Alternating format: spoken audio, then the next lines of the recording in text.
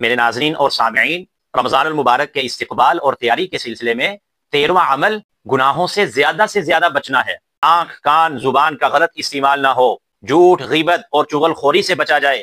دیکھیے، دو طرح کی چیزیں ہیں، نمبر 1 حلال چیزیں، نمبر 2 حرام چیزیں۔ میرے ناظرین اور سامعین، حرام چیزوں سے بچنا تو ہر وقت ضروری ہے، چاہے روزہ رکھا ہو یا روزہ نہ رکھا ہو، چاہے رمضان المبارک کا مہینہ ہو یا کوئی اور مہینہ ہو، حرام کام سے بچنا ہر وقت ہر لمحہ ضروری ہے۔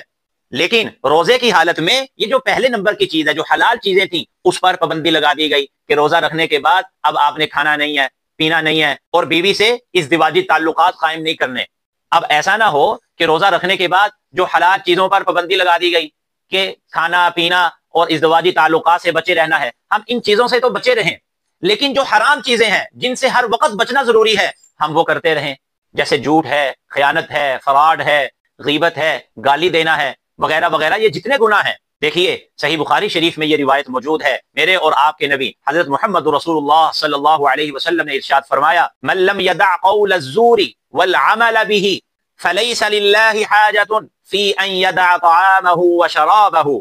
کہ جو شخص روزہ رکھنے کے بعد جھوٹی بات سے، لغو بات سے اور بیہودہ بات سے اور بیہودہ عمل سے،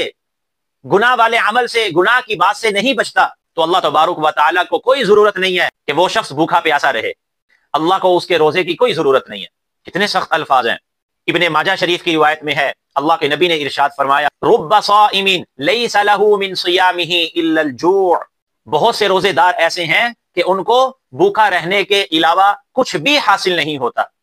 نسائی شریف میں یہ روایت موجود ہے، اللہ کے پیارے نبی حضرت محمد رسول اللہ صلی اللہ علیہ وسلم نے ارشاد فرمایا، الصوم جنہ ما لم یخرقها، فرمایا روزہ آدمی کے لیے